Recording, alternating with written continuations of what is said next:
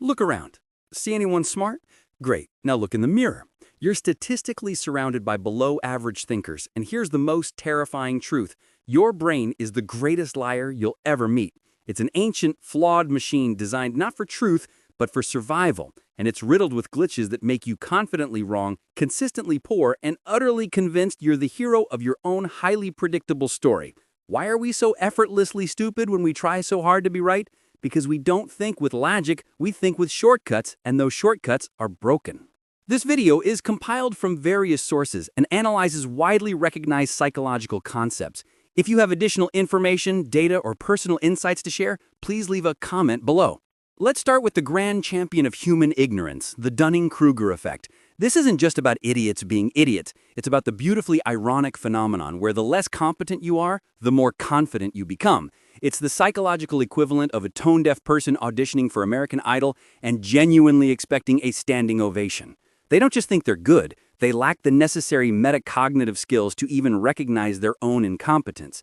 Think about the last time you were arguing online about a complex topic, say particle physics or macroeconomic policy, and the person with the most aggressively simple take, the person who clearly Googled the topic 30 seconds ago, was the most certain of victory. That glorious, unwavering confidence?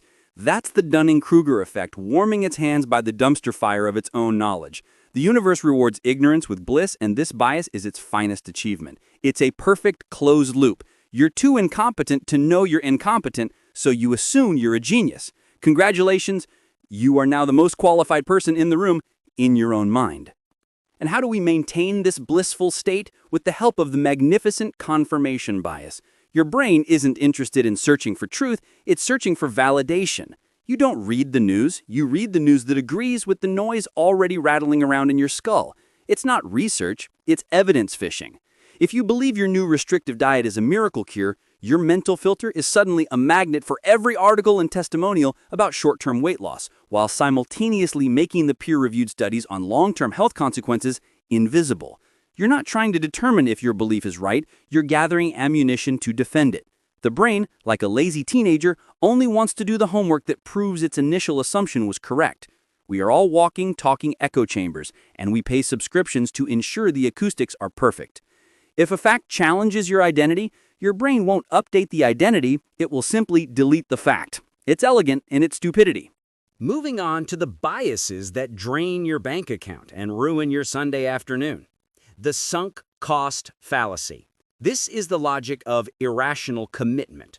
You're 20 minutes into a truly awful movie. Maybe you're even home, watching it on Netflix, which costs you nothing further, and you realize you hate every character, the plot is nonsensical, and the special effects look like a high school project.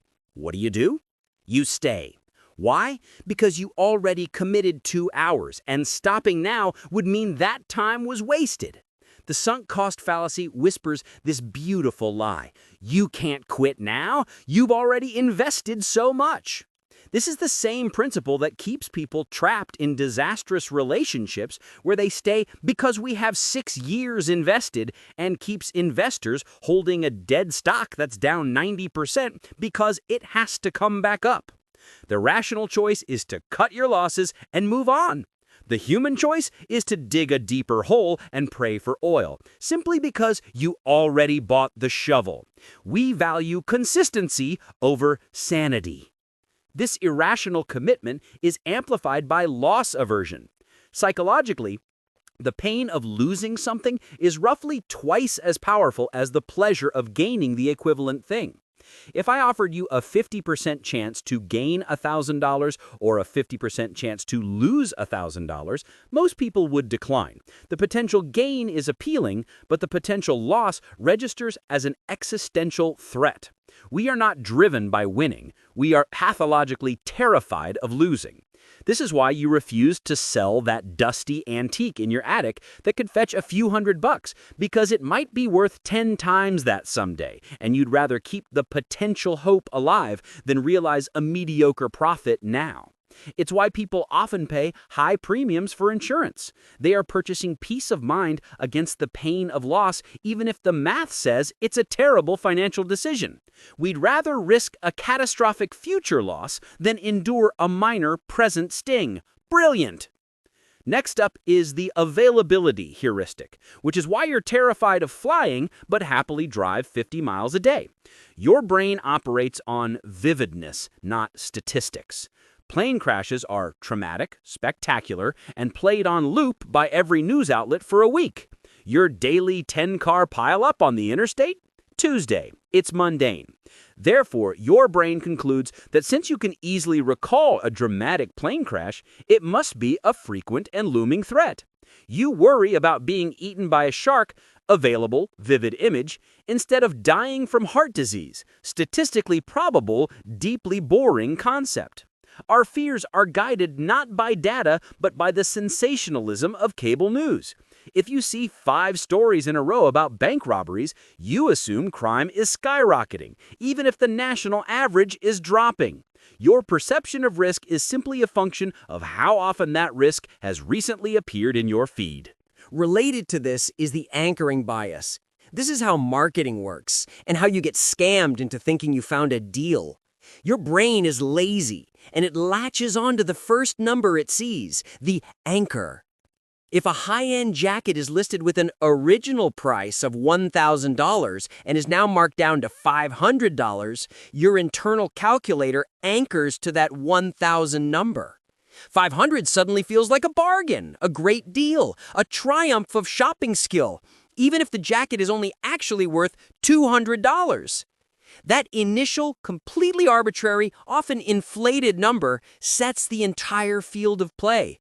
It's why stores put a ridiculous original price next to the current sale price. The original price is an illusion, but it's an anchor, and you, the rational consumer, are immediately hooked. You didn't buy a jacket, you bought the feeling of beating the system, a feeling that was meticulously engineered by the retailer. We also have to talk about the bandwagon effect, which is why you wear the clothes you wear, say the things you say, and invest in the meme stocks you invest in. We are social creatures who crave conformity above all else. When a belief, a trend, or a hot take becomes popular, our brain registers that popularity as evidence of correctness. 1 million people saying a stupid thing doesn't make it smart, but it makes it safe. We'd rather be wrong with the crowd than right by ourselves. The bandwagon is cozy. It provides social validation, and the human brain will trade intellectual integrity for social validation any day of the week. This is why every new, terrible TikTok trend suddenly feels mandatory.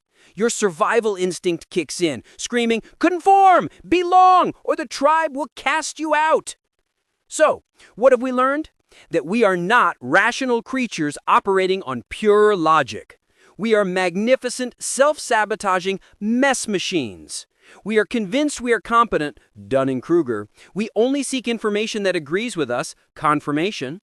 We refuse to abandon failed endeavors because we're too proud, sunk cost. And we base our perception of risk on what we saw in the last 24 hours of terrifying headlines, availability heuristic. We follow the crowd, even off a cliff, because at least we won't be lonely, bandwagon. The final truth is perhaps the most humbling. We are all walking, talking software programs, and we are all running the factory default version, complete with thousands of predictable bugs. Understanding these biases doesn't make you immune, it just makes you aware of the jail cell you're already sitting in. The good news is once you recognize the pattern, you gain a fraction of control. The key isn't to eliminate the bias, that's impossible, but to build systems around them. Never trust a single source of information. Never commit more resources to something based on what you've already invested. And always consult the statistics, not your gut feeling derived from the most dramatic headline. Here is the ultimate question that should keep you awake tonight. If your brain is constantly filtering reality, protecting your ego, and justifying your worst decisions, how do you know if the conviction you hold dearest is actually the truth or just the most beautifully constructed lie your own mind has ever told you? You've been warned. Now go question everything.